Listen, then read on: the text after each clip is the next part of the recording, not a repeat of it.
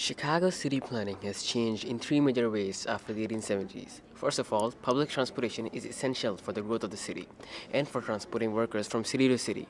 Secondly, architecture was a priority for many of the architects in the 1870s. For example, Burnham and Root were two architects who wanted to change Chicago for the better. Lastly, the arrangement of the streets and avenues were very important in the growth of the city. Without the Chicago fire, the city would still be unarranged and in chaos. Burnham outlined ideas for green spaces, parks, lakefronts, development, highways, railroads, cultural centers, and the layout of Chicago's street. The plan recommended a systematic arrangement of the streets and avenues within the city in order to facilitate the movement to and from the business district. This directly translated in the development of the grid system. Drainage is a main concern in a growing city.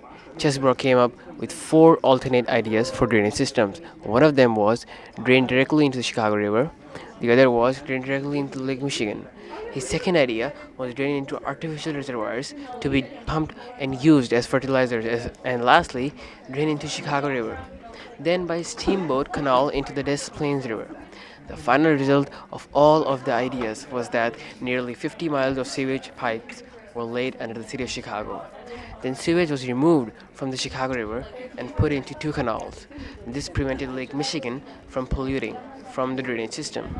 Architect helped shape the outcome of entire city. Each architect made a mark on city by adding their own styles to buildings and layout. The plan of Burnham's was to bring a social order to rapid growing city of Chicago by building new radical streets, removing slums, and extending parks. For example, the American city and Chicago preeminently is a center of industry and traffic.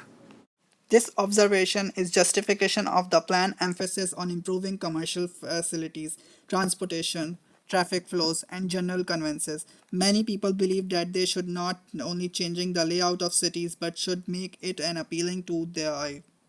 City Beautiful movement support that American cities could not look beautiful since these urban centers were, above all, commercial enterprises created to serve the needs of industrial capitalism.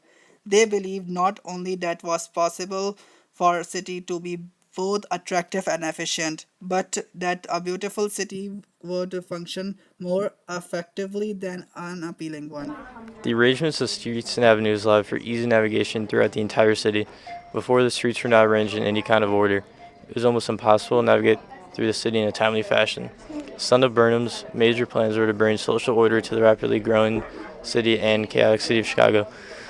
He would have achieved this by building new radical streets, removing slums, and extending parks. Chicago roads are organized in a grid system to this day. Chicago streets are easily found because they are arranged in an easy manner to understand. The main goal of the city's planning book was to create highways outside the city. All of these roads inside the city would be put to waste if there is no highways connecting Chicago to smaller cities. To conclude, city planning changed the entire city in a positive way. Chicago was a successful template for emerging cities in the near future. They created great ways to improve the experience for their everyday citizen. Architects added great design to each and every building within the city limits. Public transportation improved productively among workers, and highways added to tourists visiting the city. City planning created the modern Chicago we all know today.